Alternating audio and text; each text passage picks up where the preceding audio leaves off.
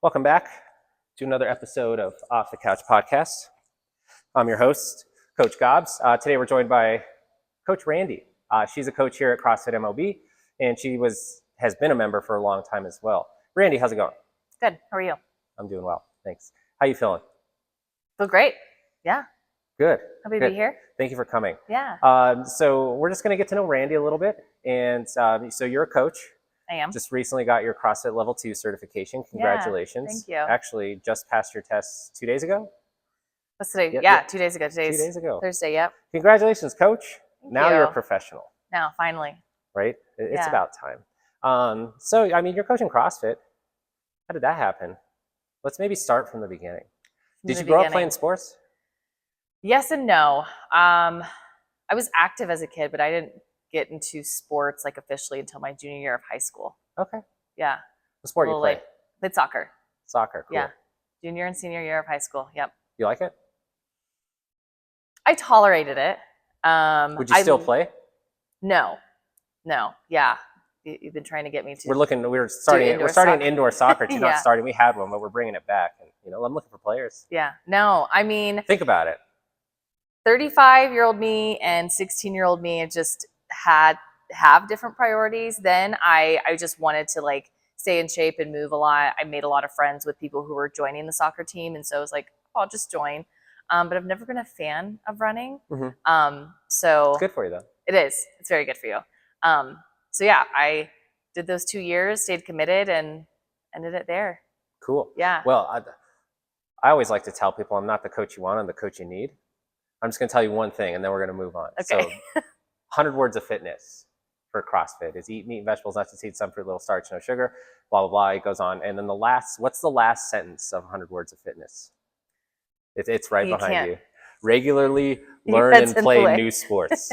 Yes. There you go. Yes. So yeah, we could play soccer or hockey or all that.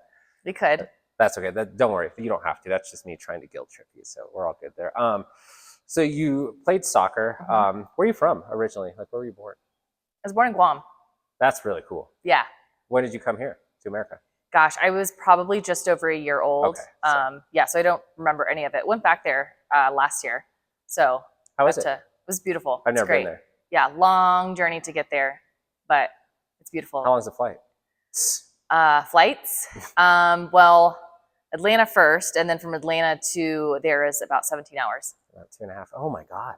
Yeah. Wow. Yeah. Long trip. I've never been there. What's the food like there? I've never been to Guam. I don't know a lot about Guam. Besides, wasn't there a war there one time or something, or a battle? Yes. Battle of Guam? Yes, there was. And there's still a lot of war history there.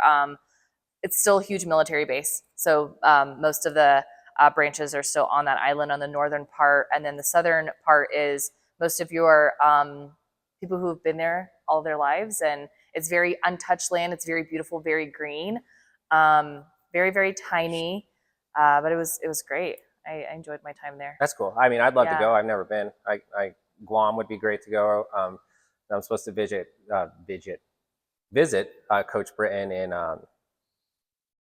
She lives on another island. I'm forgetting the name of it right now. But yeah, sorry, Coach Britton. No, I'm forgetting. But we'll try to visit you. What's like their food like there? Is it like? So it's very most Guamanians are Asian. So yeah, what are they? I love Asian American food. Yeah, it's very, very good. So you're not looking at spicy food typically. Lots of rice, lots of fish. Obviously, very fresh fish being on That's cool. an island. Yeah. So very good food. I mean, you get your regular Americanized food as well.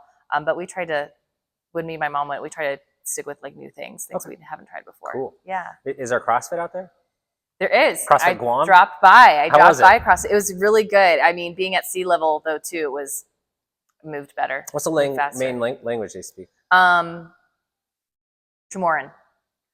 I've never heard of that. Yeah. Me neither. Oh, okay. Is it Asian or is it? It's still specifically an Asian language. Yeah, there's a lot of dialects. Funny story. I don't know if you know this. You know Reagan? Yeah. Coach Reagan. Yeah. When she was in the Marines, active duty, she's still a Marine, but she was a translator for Cantonese or Mandarin or something. So, okay. Yeah. A lot of people don't know that. By looking at Reagan, you wouldn't know that. No. Yeah, we had her on a That's previous really cool. podcast. Yeah. Okay, so it's mostly kind of like part of the Asian culture. Yeah. You'd say, okay, Yeah. that's cool. I didn't know that. I didn't know a lot about Guam, but they Yeah. have CrossFit. Was They the do. CrossFit in English, or did they do it in? Oh some yeah, other- their first language is English. Okay. So yeah, so there's Oh, that's no cool. language barrier that you're really running into going to Guam. I mean, still it being a U.S. territory, you know, while there's a lot of Korean and other Asian countries that will visit there, that's like, it's the easiest way to put it is like they're Florida. For people who like to go to Florida for vacation and Gotcha. get the beach, that's where they will okay. go. That's Yeah. cool. How does our money convert? Is it like the same, or is it like Same. things more expensive? Nope. It's the same. Same thing. Yep. That's cool. That's not too bad. Yeah. I've had it both. I've been to island or places where like our money's not, like Grand Cayman, our money's not worth very much. I think it's like 70 cents to the dollar or something, 60 cents to the dollar. So everything's a little bit more expensive. Okay. Then, you know, we've been to other places. I went to Tijuana one time, and our money's worth quite a bit. So Yeah. the dollar gets you get like 5 tacos for like $2 or something like that. So nice. That's cool. So it's about the same price. Yep. So that, I think you told me that a while ago, that you were originally born in Guam, but I had forgotten. Yeah. So that's really cool. Yeah. Yep. So they do have CrossFit in Guam. Did you have a CrossFit? Cool. We have CrossFit here too. We sure do. So speaking of CrossFit, have you always been into like exercise, or you know, you played sports, I suppose, towards the end of high school? Did you get into exercise shortly thereafter, or was it CrossFit first, or like what did you start with? So after high school, first year of college, I didn't do anything. I always called myself skinny fat that first year, my freshman year. So like I wasn't, I lacked a lot of muscle. So is the best way to put it. I was 30 pounds less or lighter than what I am now. And I realized in that first year, I was like, I want to be more active. Just simple things seem really hard. And as a 22-year-old, you're like, or then 19-year-old, I'm like, nothing this simple should feel this hard. And so I knew a couple people in college that were going to CrossFit. Never really heard of it. Thought, all right, this looks kind of cool. And so ending my freshman year and going to my sophomore year of college, I picked it up. So I started. Instantly fell in love.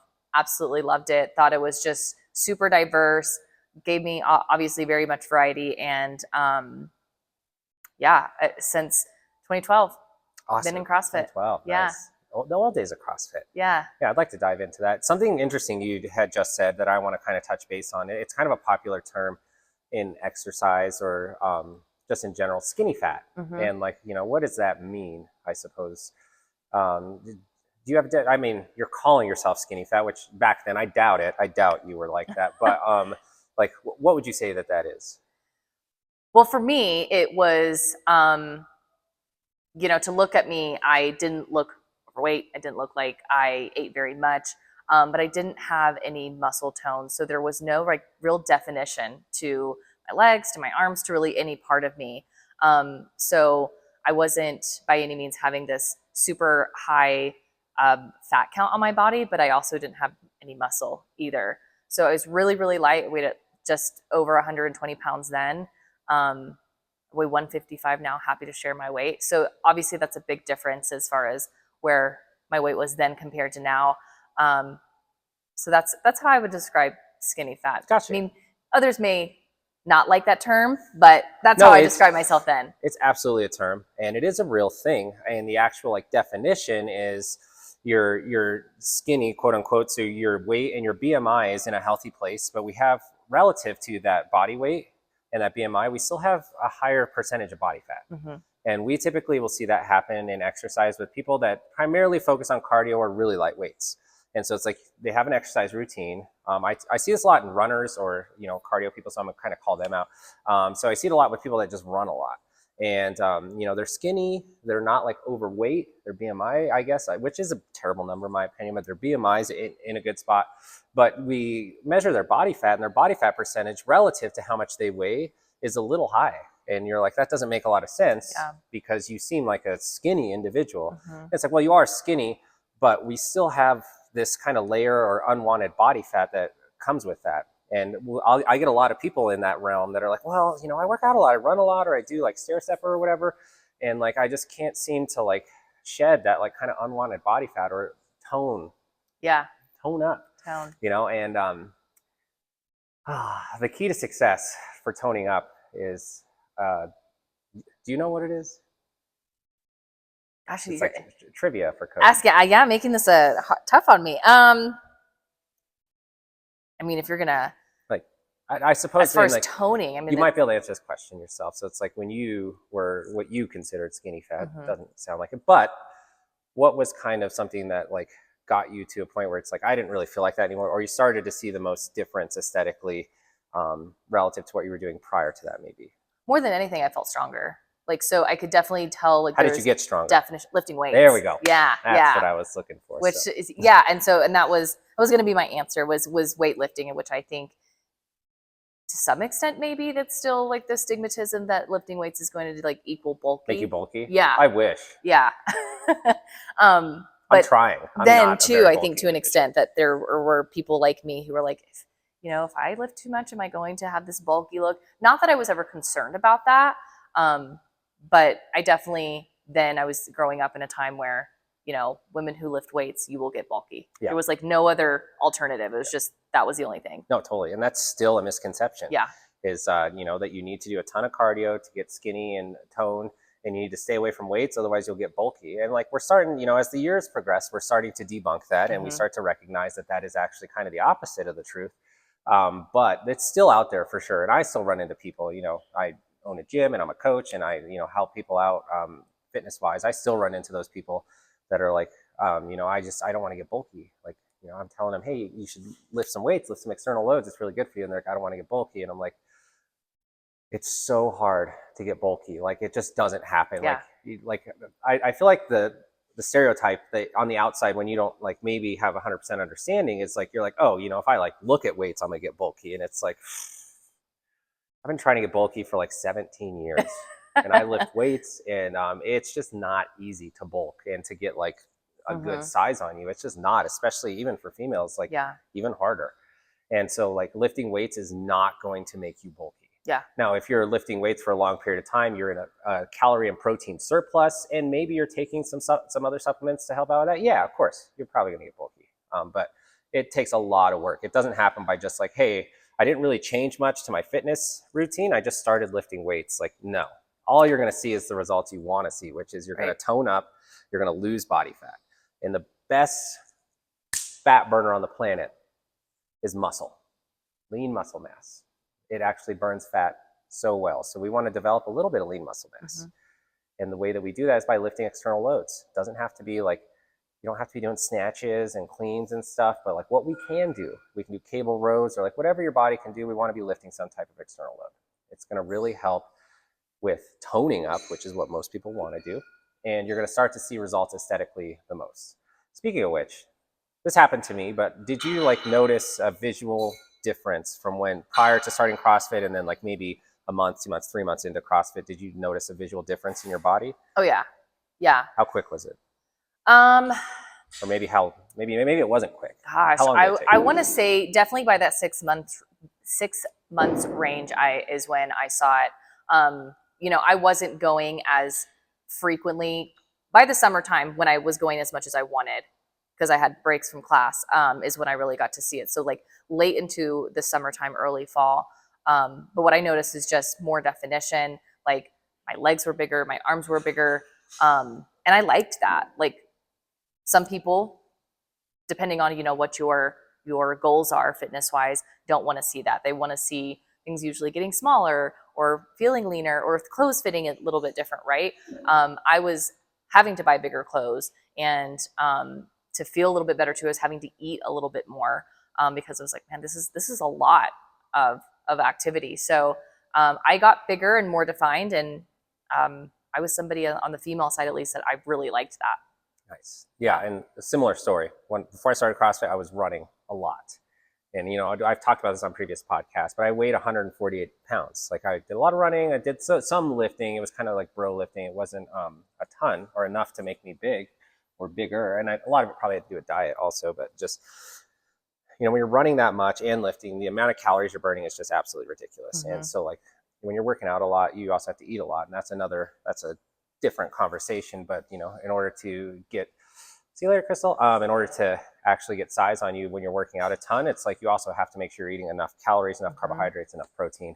And so I know I was in a deficit, but I was really skinny and didn't have a lot of muscle mass. And I started CrossFit, and I'm telling you, within like a month, maybe 6 weeks, I noticed a visual difference. It was like some of the hardest exercising I've ever done, which is probably what sucked me into it. Is I was like, oh, I thought I was in great shape, and I was like, damn, this is really hard, and I'm not good at it. And I don't like not being good at stuff. And so I was like, I'm gonna do this. But then like I remember looking in the mirror and just like I think within the first 6 weeks I probably gained 5 to 10 pounds, and that was purely from I had switched my training from all the running I was doing and lifting here and there to purely just CrossFit. I got sucked in. I was 0 to 100 right away, 5 days a week doing CrossFit, and after 6 weeks I gained like 5 to 10 pounds. And it's because, and I don't think I really changed my eating, but it was because I was probably just burning overall less calories because I used to run like 5 miles every other day, and then I would lift and do stuff. So I just think my total calorie burn was a little bit less, but also intensity and weight had been increased. So intensity as far as lifting weights and stuff was increased. So I started to see an aesthetic change of gaining muscle. Like I wasn't gaining fat. And it was actually a pretty good look. I wish, I had the technology like Joe Rogan to do a little side by side right in front of you here. It's like, here's where I started, here's where I was. And you'd be like, damn, that's a big difference in 6-ish weeks. You're like, yeah. And so that's kind of what sucked me in right away was like, I had thought that I was doing this really good workout routine by running a lot and lifting here and there. And then I had found CrossFit, and just by doing it for 6-ish weeks, I'd seen results and differences that I'd never seen before.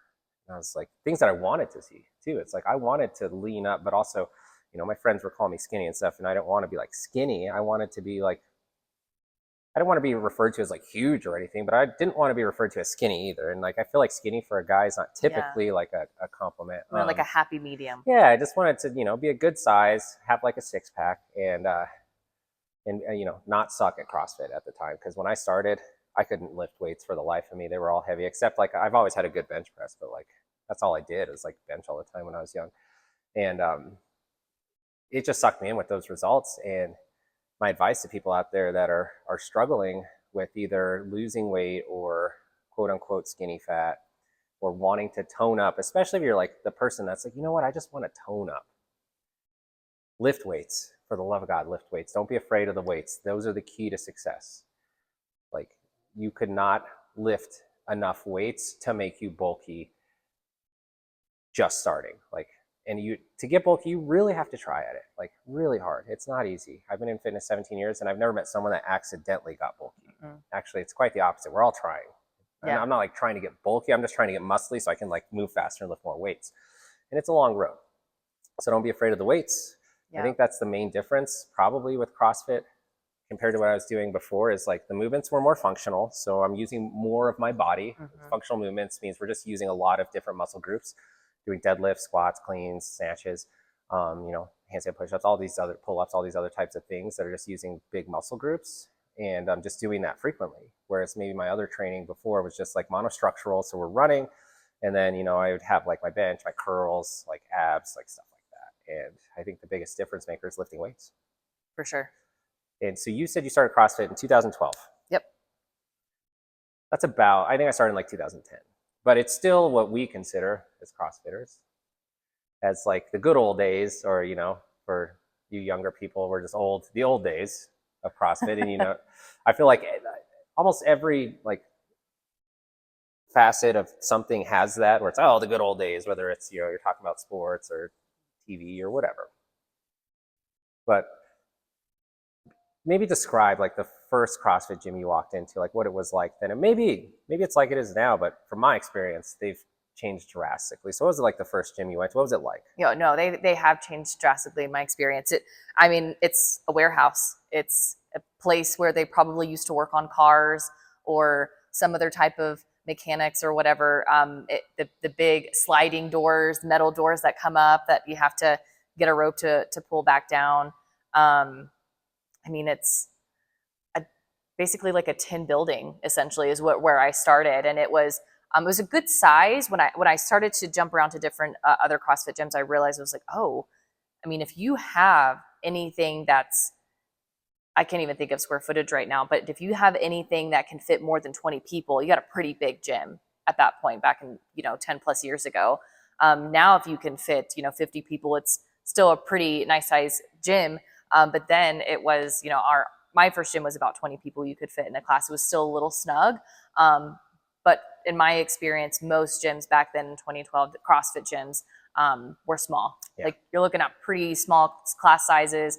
If they are big, you're having to figure out how to set different start times for different people or partnering up. So it's come a long way as far as size of the gyms go, the equipment that's in there. I mean, creativity I think was used more then, as far as like, how are we going to do this particular movement with not having this equipment, use different objects. So I love that progression to some extent, with now having a lot more available equipment wise. Mm-hmm. How was like the cleanliness of the first gym or two you went to? Definitely, you just you didn't worry about the cleanliness. You were like, and I think COVID also changed that, right? And so like there's so much more cleaning that's added to it now, but back then it was like, if you got a sweaty spot, wipe it up best you can and move on. It wasn't as sanitary as what it is now. Yeah. And it's just crazy because like when CrossFit first started, it's exactly what you're saying. Like the allure of it was like, it was more kind of, it was new. So new things are always kind of attractive. And then it was kind of like this like secret club, like a fight club, where it was like this grungy garage fitness. Yeah. Like you had to like find it, and it wasn't like, in the middle of a huge shopping center. It was usually like in some warehouse tucked away. You had to go. It almost felt like a fight club, like you're going to a secret club to work out. And part of the allure was that like it's grungy. It's like raw fitness, and things might be a little dirty and rusty or whatever. And like that's okay. That's just part of it. And that was kind of like, in the beginning, kind of the attractive part, that people are like, yeah, we don't mind. Like, we CrossFit. We don't mind working out in the dirt and in the heat. Yep. And, all this without AC, sweat, taking off our shirts and, just, maybe throwing up, which isn't a good look. But like that was the beginning. Like those were quote unquote the good old days. That's how it was. Like literally the mascot for CrossFit back then was this clown called Pukey. And he would work out so hard he would throw up. And that was CrossFit's mascot. And, now that we've gotten as far as we have in CrossFit's over 25 years old, we start to recognize that that's just not a great look for the general population. Like some people, sure, it's attractive, but like, if the goal is to get, and this is the true goal of CrossFit, is to get everyone on the planet to train CrossFit, because we believe as CrossFitters, CrossFit coaches, CrossFit gym owners, that CrossFit is the best way to be healthy and fit on the planet. And I will take that to the grave. I think everyone should do it. I think everyone can do it. No, I know everyone can do it. Everyone should do it. There's a video on YouTube of a girl with no arms and no legs doing CrossFit. So if you can't do it and you have an arm or a leg, you can do it. And it's crazy because it's come a long way from those days of like, it's dirty and stuff. And now, especially like you said, after COVID, it's really stepped up to where it's not so much about the grungy fitness anymore, or like just purely offering the product of just CrossFit that used to kind of just be enough. Nowadays, it's like, what does your facility look like? Where's it located? Is it clean? Is your equipment clean? Do you have good equipment? How's your coaching? Is your coaching good? Because people are starting to recognize there's a standard in the industry, and there should be. I absolutely 100% agree. But, I've been to plenty of gyms dropping in around the country where it's like, it's kind of more just like, hey, here's what we're doing today. It's on the whiteboard, like 3, 2, 1, go. And you're like, all right. But now it's like, there's all these standards because CrossFit has become a little saturated in bigger cities where it's like, you have options as a consumer, and you should. And, if you don't like one gym, go a mile down the road, try another one. They might be doing a little better. That's why I always recommend to people trying CrossFit is like, try out multiple gyms. Yeah. So, you started CrossFit in 2012, good old days. Not that they're not good now, they're just more structured nowadays. It's true. And you started coaching CrossFit. How long were you into CrossFit before you decided you wanted to coach it? 2012 to 2019 was just being an athlete, just working out. Cool. Yeah. So, I'd like to say with prolonging my coaching career, made me just have a better foundation as far as an understanding what CrossFit is, understanding what members potentially want. Being a member for so long, I knew what I wanted out of a coach. I knew what I didn't want in a coach either. I knew, what kind of styles per se, as far as what I needed to get to push me a little bit more in workouts, to motivate me outside of the gym as well. So in 2019 for me, I think I was at a place where I'm like, I think I want to do a little bit more than just be a good athlete or be a motivator for people that I work out with. So 2019 got my level 1 certification, and within maybe 2 or 3 months started coaching. Cool. So I expressed interest pretty quickly to the gym I was going to at that time, and was coaching most of the classes, coupled with the full-time job at the time too. So yeah, it's a lot. It is a lot, but I fell in love with it. I absolutely loved just really being a different motivator. I loved helping people. I loved seeing aha moments. I loved seeing first reps that they haven't had before. I loved just the whole feeling of I got to help somebody get to that point. And so I don't know that I'll ever stop that. That's great. Yeah. Well, I mean, from what you're telling me, it really resonates with me, and I have a big passion for fitness. So it sounds like you have a big passion for fitness. I do. Yeah. Just by the stuff you're saying. After you, or, you know, would you say there was any like maybe epiphanies or profound things that you took away from like after you're getting your level 1? Was there anything new that you learned about CrossFit, or were you kind of like, let me just tell you about mine. So like when I got into CrossFit, I was like all in, and it was very much a time, I don't know if it was the people around me or maybe this was CrossFit at the time, where like we were very much into like YouTubing, like watching every athlete work out, all the games athletes, you'd like watch them on YouTube. You're watching all these YouTube videos just on CrossFit in general. And so when I took my level 1, there was a lot of stuff I'd already seen because I'd just been watching a ton of YouTube videos. But was there anything like that maybe you didn't know from before you took your level 1, like after taking that seminar, that you were like, wow, I didn't realize that CrossFit was so about like health or nutrition, or they have like these different types of prescriptions or certain types of things or anything like that? Not really. I mean, I think that had to do with being an athlete for so long and just having really close connections with some coaches throughout those 5-ish years, was knowing what the importance was just outside of the class itself, what nutrition, how important that was as well. How you can be your own, physician to an extent by knowing what's good to put into your body, what's good to do and not do, understanding that rest is just important for recovery as it is, going hard when you are in the gym.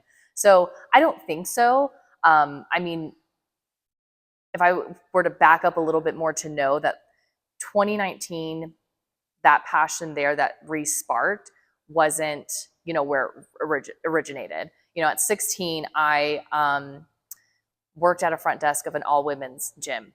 And That's so cool. I was just checking people in and making sure accounts were paid and all of that stuff. And the majority of the women were, 40 plus. And so I didn't see teenagers. I didn't see, young adults coming in there. But what I loved as far as getting that exposure was there were times where some women would, hey, can you just show me how to use this piece of equipment?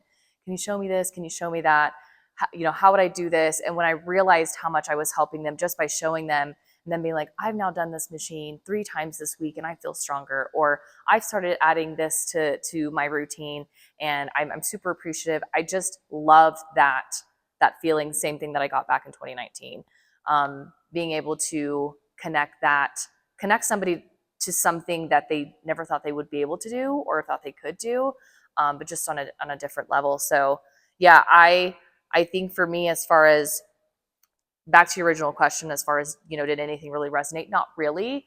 I think it just made me realize I want to be a little bit more connected and more than just being the accountable partner that goes to the gym with you. Awesome. Yeah.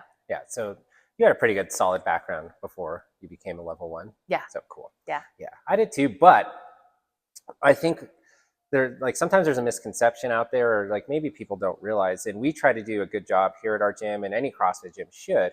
If you're truly doing CrossFit, like CrossFit isn't just exercise. Mm-hmm. CrossFit is a methodology, and it's actually, when done correctly, done the prescribed way, it's the best way to be healthy and fit on the planet. And the reason why I say that is like, it's not just the workouts. It's also encompasses nutrition, overall health, mental health. Like, it's really, when you look into the methodology of CrossFit, it's teaching you how to be healthy for the rest of your life, and not just exercise wise.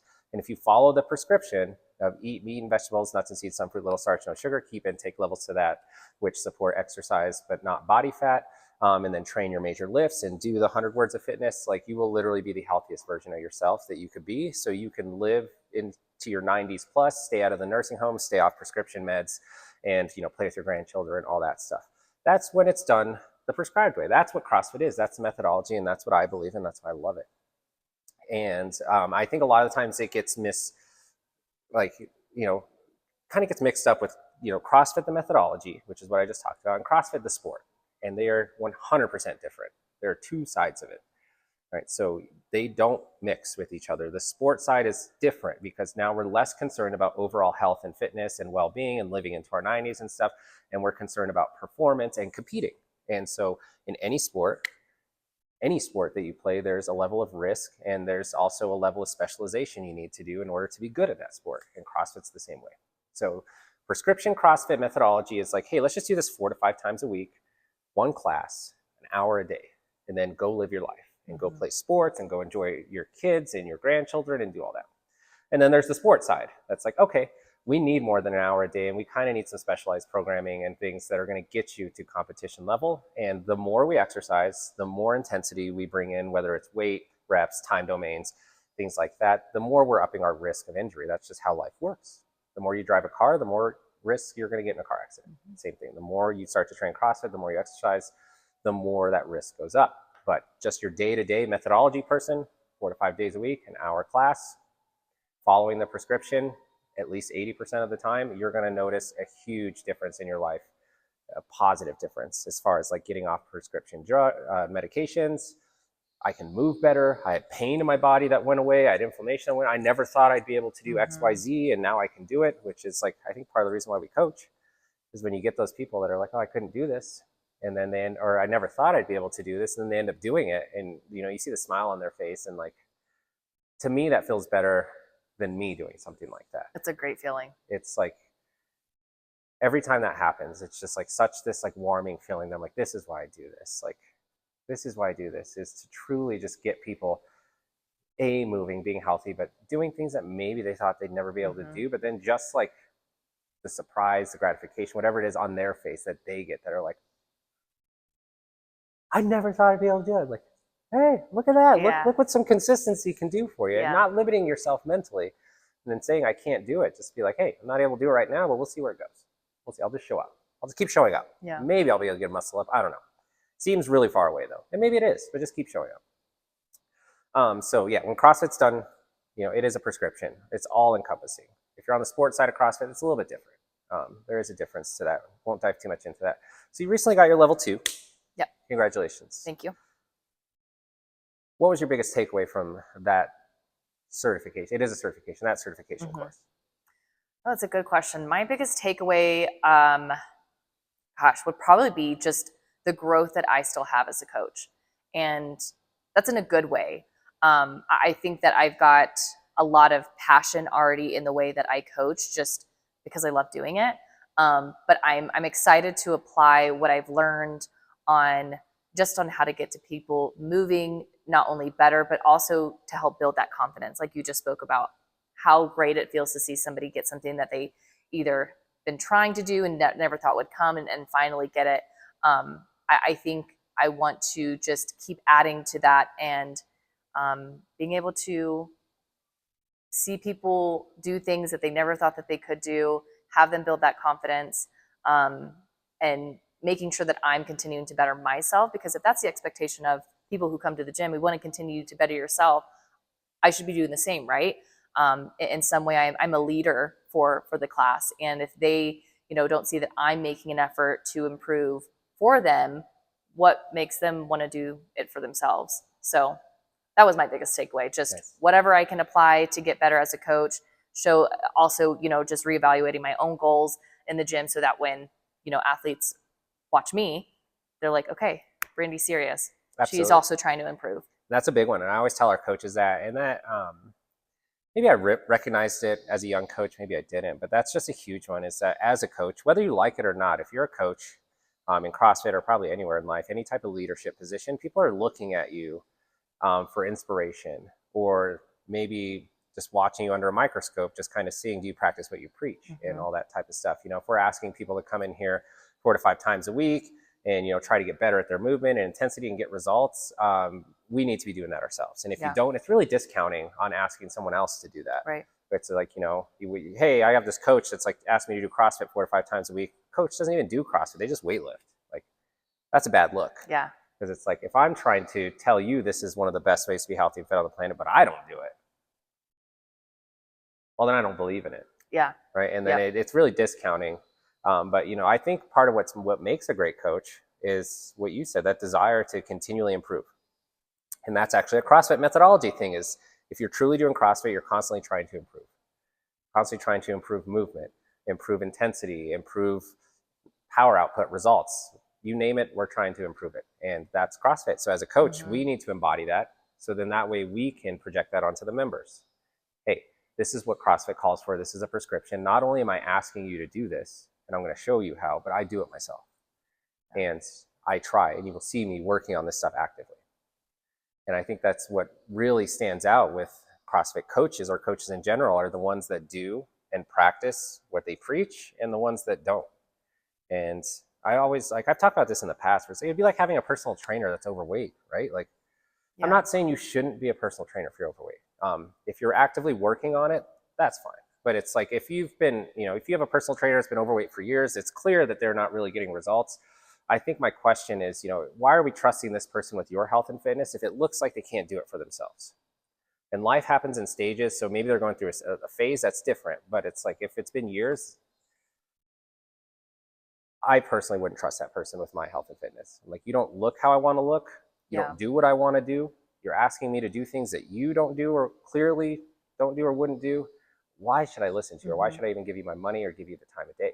So I think that's a really important one, is leading by example. Yeah. And that's a big one that we talk about, like, here at our gym. It's like, and I don't know if our gym embodies that or not. I'd like to say it does. I'm biased.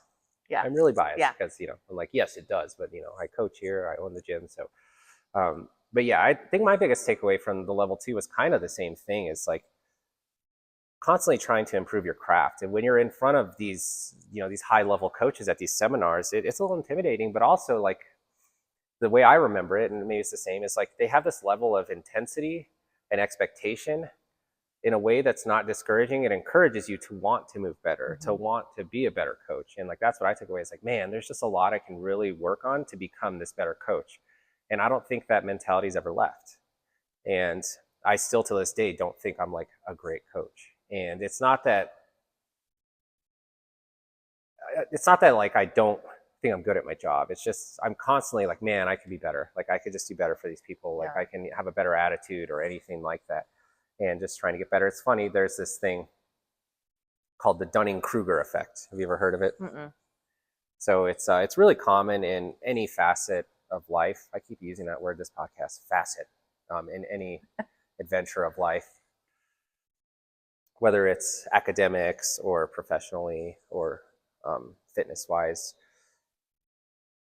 We usually see it in academics, where it's this phenomenon, psychological phenomenon, that when someone is a brand new certified whatever, you just got your degree, you just got your master's, you just got your PhD, there's this level of confidence in your knowledge because you worked really hard, just got the certification, and it's like so high. And then as you get into your field, that level of knowledge and confidence goes down a little bit, because you start to realize the more you know, the more you don't know. It's like, there's just a lot that I don't know about this or coaching, that like, my level of confidence is going down because I just realized, like, damn, I didn't know everything. Like, when I first got my certification, I was like, just fresh out of getting it. I'm like, I'm ready to coach. I know everything. I was taught everything. I'm ready to do this. And the more you get into it, you find all these variables and like these speed bumps. You're like, wow, just a lot of things I didn't recognize. I think people have to realize that it's one thing to have all the knowledge. It's another thing to know how to apply the knowledge. And I think, to go back what you were talking about, as far as, members seeing us coaches work out, they need to also see that we're human. We're not perfect. And that we're gonna miss lifts. We're gonna have to modify our scale, or we're gonna have to do certain things. And it's intimidating, as you mentioned, to come into CrossFit and be like, am I really supposed to be on this level that everyone else is right now? And it's like, no, because we've all been there. We all had those moments, that initial feeling of, do I really belong here? And the answer is yes. And And so if everyone gets to see that we're going to mess up, we're going to fall on our face, we're going to mess up coaching. I mean, 9 times out of 10, most of the time, they don't know we've messed up or missed a movement or whatever. But I think when we have all this knowledge, it feels great. And we also have to be okay with humbling ourselves and knowing I'm not going to get it right every time, whether I'm working out or whether I'm coaching. And I have to be okay with it, or I risk, going back to that feeling of I'm lacking confidence. I'm going to stop going. I'm lacking confidence. I'm going to just do the basics or do what feels the most comfortable to me. And I think that we can be our biggest barrier sometimes doing that. And so I think we just have to have the mindset that some days you're going to be spot on and really great, and some days you're going to miss every single mark, and those days are just as important. Yeah. Well, and that's exactly what you said. It's being human. Yeah. Your coaches are human, whether or not you think they are. They are, and we have human emotions, but mostly human tendencies as far as getting frustrated in a workout, or maybe not being able to do something, or questioning yourself, especially as a coach. I feel like sometimes as a coach, it's you become a lot more self-conscious, because if there's a movement you're unable to do at the time and it's in the workout, you're like, great, I have to coach a movement that I'm not even able to do. And this is something we talk about with our coaches all the time. It's like, hey, just because you can't do it, we still want to be able to coach it. And so there's a lot of tools you can find to help you coach movement. So it's like, we still want to be able to coach it, even if we're not able to do it. But I run into that a lot. It's like this, it's really hard to be a good coach when you don't feel like you're capable, or when you don't feel like you have the confidence to do it. And that's a really hard one, but it's also good for the members to see. If we're doing ring muscle ups and there's a coach, it's like, hey, I'm not able to do this. It's okay. Like, be transparent with your members. Like, hey, I'm working on this too, y'all. Yeah. Here's what we're going to do. Here's how you do it. Here's the steps. Like, I'm not able to do it. Maybe someone in class can demonstrate. Otherwise, we're just going to talk about the progressions, and I'm on this progression. Like, we start here, here, here, here. Maybe eventually you get it. And like, I'm on step 3 of 5, and like, I'm working on it. So, and I think that resonates with people and the members. They're like, oh, dang, like, coach is human. And like, coach hasn't always been able to do muscle. Like, I haven't always been able to do ring muscle ups. I can do them, but there was a time when I couldn't. I could barely overhead squat. I couldn't snatch like more than 70 pounds. And everyone starts somewhere, and it's just really nice to see that with your coaches, where it's like you see that development. It's like, oh wow, like, coach hasn't always been this good. Yeah. Because our coaches are really good. We are really good. So when you first came to Mob, how long ago do you think that was when you first came here? I came here May of 2022. Okay. Yeah. Dang. Time flies. Yeah. I feel like you just started. Yeah. What was your first thoughts of Mob? Like, what made you want to maybe stick around, or there were a few things. The good, the bad, the ugly? No, there were a few things. It was obvious when I walked in how much you guys take care of your establishment. I mean, it's very, very nice. The other thing was the style of coaching, the way it was very inviting. I mean, you were my first coach.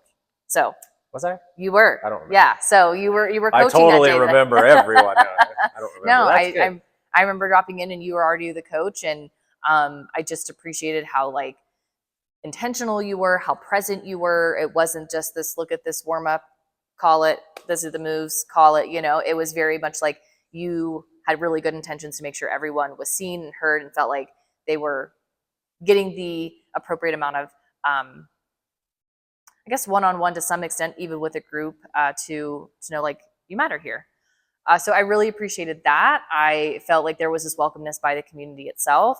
And so I came for my free week, and I try to, as you suggested, people, hey, go to different gyms, try other things. This one may not be the one for you. And I did try that, and I ended up just coming back and saying, no, I think this is my place. I do always say that, and I think it's I get a lot of flack for that from like business-esque mind people that are all about just turning a client over or something. Number one is, like, you should never tell them to go somewhere else. If they're in your facility, you should sell them while they're there, because they're ready to buy. So yeah, hey, not the best businessman there, but we still offer a free trial week. You went and tried other gyms and you came back. Mm-hmm. So I'm just confident in our product, but also CrossFit is very much a community, and you need to vibe with it. It's not just the facility and the workouts, it's the people, the coaches, and just because I love it here doesn't mean everyone else will. And I know we have a certain vibe and stuff. So it's like, make sure you like it before you join. I don't want you to join after one class and we kind of, quote unquote sell you or high pressure you into joining, and then you recognize in a few weeks or a month, you're like, this just isn't my cup of tea, and then you quit. And then it's like, okay, we have this high turnover. I would rather you make sure you know that you like it here, less turnover. That's why we offer the trial week. That's also another point of contention with a lot of business people, is like, there's two mindsets out there. Is either no free trials, which is kind of the aggressive one, or one free trial, but never more than that. Like if you do more, like you're doing yourself a disservice, you're losing money, blah, blah, blah. You need to monetize, and a bunch of boring business stuff I'm not going to get into. But how did you feel about trial week? You tried it. You were a member first. Like, Yeah, you I feel like loved a it. trial week was too much? No, I thought it was perfect. I thought it gave me the perfect amount of like, like figuring out, like playing around with class times, playing around with, you know, experiencing other coaches here as well. And so I got to have a little bit of a different dynamic, just to know, like, is this going to be a good fit? One good class, great. But I want to see like that's pretty consistent when I return. Yeah, and like that's exactly why we do a free trial week, is we want people to know, A, we have different coaches, B, workouts different every day. And, you know, do you truly like it? Are you going to stick around? And we have success with it. And that's why we do it. But I'm glad to hear you got through that experience and you liked it and you ended up joining, and it ended up being this really cool thing. It was very obvious in a confident and not arrogant way when you told me, yeah, for sure, try out the gyms. It was never this feeling of, oh gosh, he doesn't want me to be here. Like, he doesn't want me to sign up or be a member. It was like this, oh, he cares about what my choice is. And that's like, maybe doesn't go well for some other people who hear that. But for me, it was like, oh, I get to have this choice, not him going, okay, well, I guess that's cool. If you join now, you get $50 off your first month, but only if you sign right now. Otherwise, that yeah, and nobody gone. likes. Well, some people don't like me. I don't like that kind of pressure, because like it's like, no. That's why I don't do it. But I mean, I'm also like, I'm very much, and everyone, if you listen to this podcast, you know, I love fitness. I love CrossFit, and I just want people to do CrossFit. And so whether that's here at another gym, that's why I tell them, like, hey, try us out. Try out another CrossFit gym, but like, please do CrossFit, because like it will change your life. And maybe the way it changed mine. I don't know. But it is life changing, and I love it so much. That's why I do what I do. Like, I love what I do. If I was trying to make money, like a ton of money, I wouldn't do this. I would go do other things. There are other things I could do making a lot more money tomorrow. But I would hate my life. Yeah. I would be working a job that I was miserable in. And that was kind of my last job, where I remember I'd leave work on Friday, and on my drive home on Friday nights, I would be dreading going back Monday. Like, I'm already thinking about it. I just left like Friday, and I'm already thinking about Sunday night. I'm already thinking about Sunday evening of like, oh, I got to get ready for work. And then Monday, like, I'm going to be back here in just a few short days. And like, it's kind of like that little cloud that would follow me around. Personally, that's the type of job, or the way I felt about my job. But you recently made a job switch.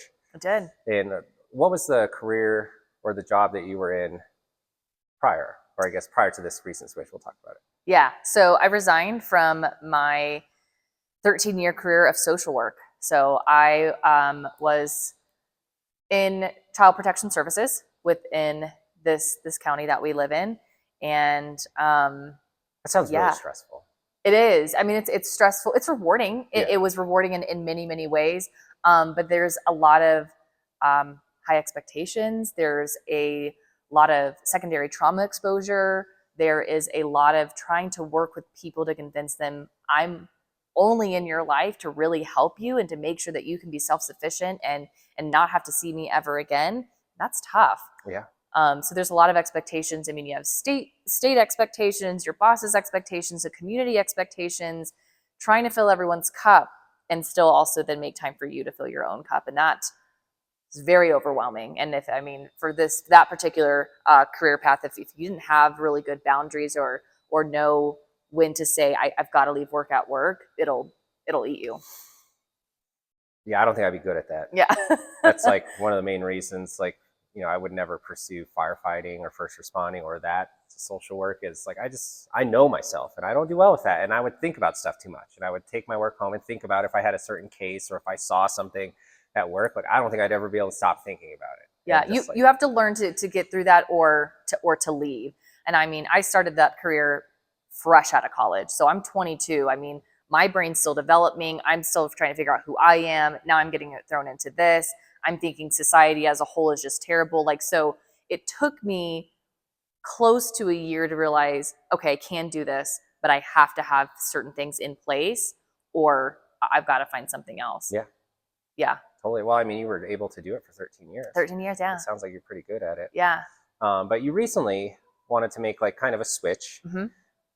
from social work that you were doing into fitness. Yes. Which I love. Yeah. That's what I do. I guess, well, what was the main driver of that like decision? Has that been something you've been thinking about for a long time, or was it more kind of just like, you know what, like I really recognize I like this a lot more, so I'm gonna pursue that? Or it's a little bit of both, but it really, fitness has always been something I loved, but fitness always kind of seemed like the dream, but that I would never get to. And that may sound like crazy to people. Like, really, is it that hard to get into? No, I don't think it is. But you're talking about a government job with a lot of good things, like benefit wise, lined up for you, something that's pretty consistent. But I decided to make the change when I realized there was just too much going against my own values. Too much politics involved, too many changes going on, too many people trying to make decisions for people that they don't ever interact with. And it's like, this is not just meshing up well. And so when I decided that I needed to call it before I really was just not even me anymore, I knew without hesitation, this is what I would come back to. I've always loved the fitness world. I've always loved helping people. Obviously in social work, you shouldn't be doing social work or can't be in social work without some type of passion of helping others. But this buy-in is different. I mean, when I'm working in or was working in social work where I'm having to force myself into people's lives, this is different because people are coming into your life going, I want help, I need help, I just don't know how to do it. And I love that because it makes, with the passion I already have, it makes it easier to get people to come in and say, okay, I'll take care of you and I'll hold your hand and then I'll show you how you can do this without me. And so I think that this pivot, this change in going from social work that was super heavy and super just stressful to this, yeah, it's a game changer that I should have done sooner without regrets. I love, there's for some reason I needed to have that going on before I got to this. But yeah, there's zero hesitation. Day after I resigned, I was like, I know what I'll be doing. I don't know how yet. I don't know what my community or how that ball will start rolling, but I'll be doing that. that's awesome. That's like inspiring. It's like what you just said a little bit ago was, you know, is fitness hard to get into? And the answer is no. But what is hard is to be successful is fitness as a career. Is unlike your corporate jobs or, you know, state jobs, whatever, which I've had, where kind of like you get trained and everything's kind of handed to you, where it's like, here's just what you need to do, and then like, you know, you get your benefits and blah blah blah. But you know, we're kind of strict on your performance metrics and your hours and stuff. It's kind of mindless as far as that goes, where it's like, hey, you just complete tasks A, B, and C and continually do that and you're good to go. And we'll have performance reviews. Okay, cool. Fitness is different. You kind of have to, especially getting into it at first, if you're not working for like kind of like a huge fitness company, maybe like a 24-hour, like a Lifetime or something where you have like a 9 to 5 with them, you have to build your own success and your own brand. And that's where the riskiness really comes into play.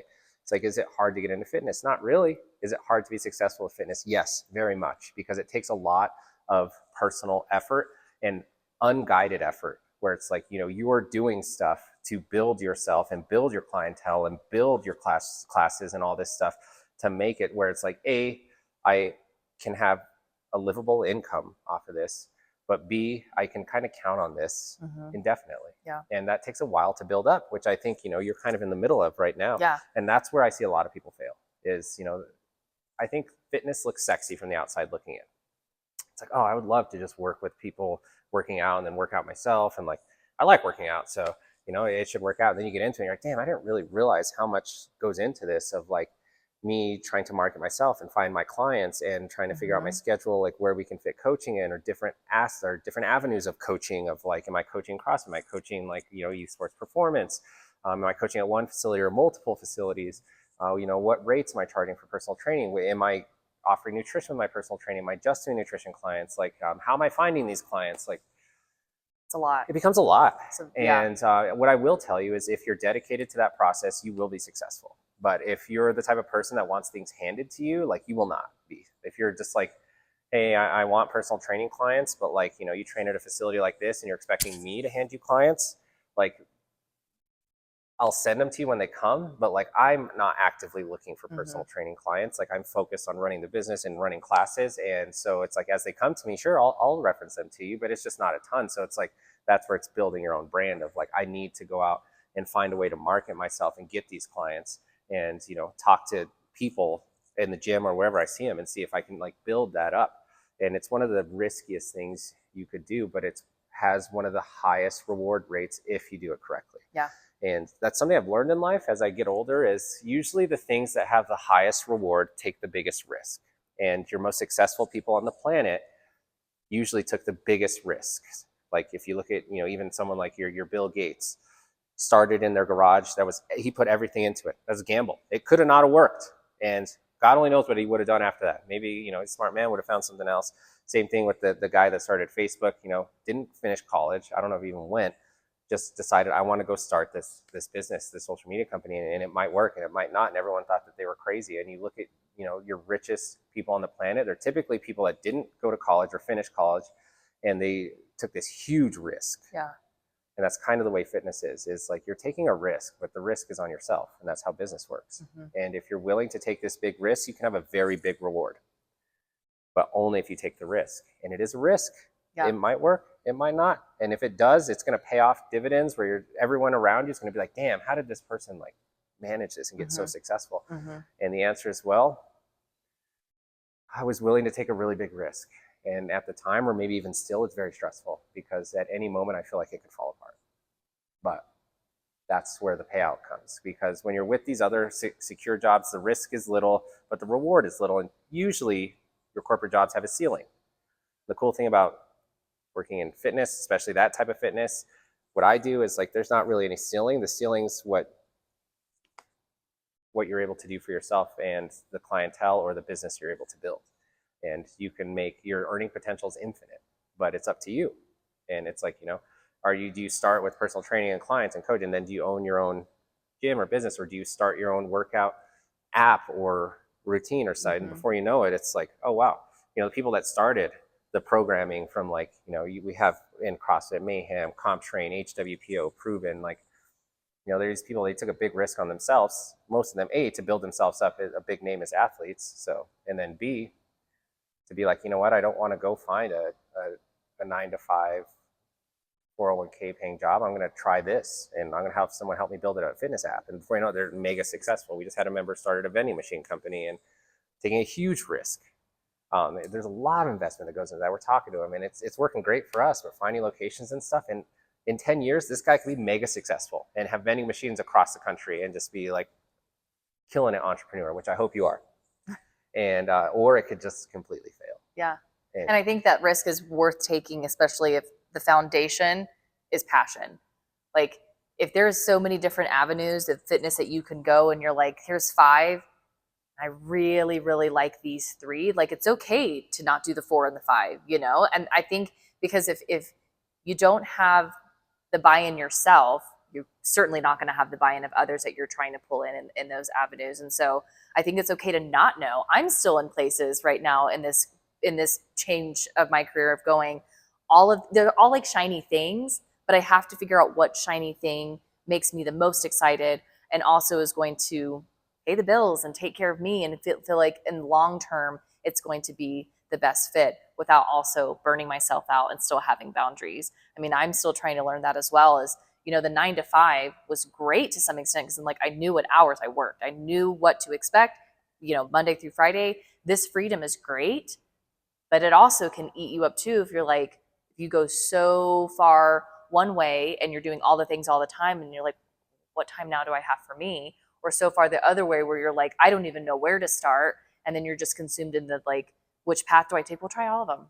Try all of them and just find out. And if you don't like it, then okay, you start back to square one. But starting back over is not the end of the world. And I'm learning that. It's hard, but it's also feeling really like there's no doubt. There may be some hesitation and maybe some the what if, but there's no like this, oh, I shouldn't have done that. This all feels really good. Good. Yeah. And like if you have passion for something and you work hard on that passion, you will be successful. And I will take that to the grave. Like if you're truly passionate about it, passionate about pursuing fitness or whatever, and you work at it, you will be successful. And that's where the most successful people on the planet had a passion for what they're doing. And maybe their passion was just making money. That's okay. They got good at it. Yeah. You know, President Trump, guy knows how to make money or knows how to manipulate money to where he can just make a lot of it. I'm not passionate about making that type of money in that way. I'm passionate about fitness and helping people. And like, I want to do this for the rest of my life. Ideally, it would be this gym.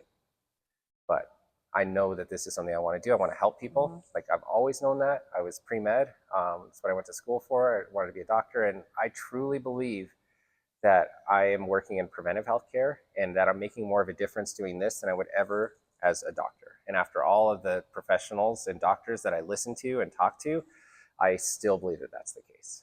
And there's just a ton of doctors you can listen to.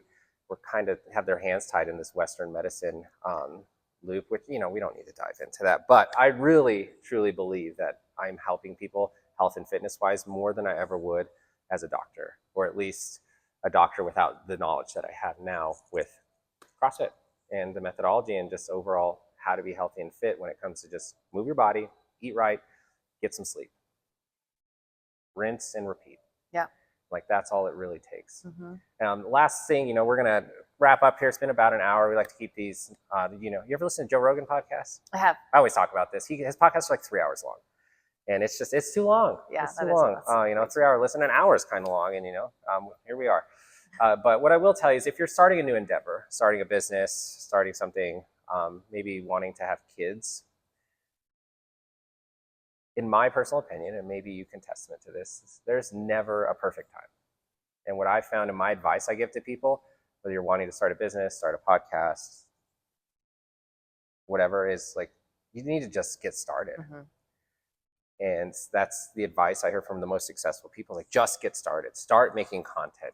Start the steps to opening your business. Like, a lot of people are like, well, I don't have the finances or like the schedule, or like, I need to educate myself first. And maybe to a certain extent, but like, just get started. Like, I started this podcast and I just started it. I'm recording on my phone. We need better equipment, but I started, and that will come as time comes. Same thing with the gym. You know, I wasn't ready to be a gym owner as far as knowing the ins and outs of business and how to file taxes and your quarterly filings and, like, you know, getting your sales license and making sure that you have all your insurance and all your ducks in a row. I didn't know really anything about that, but I just did it.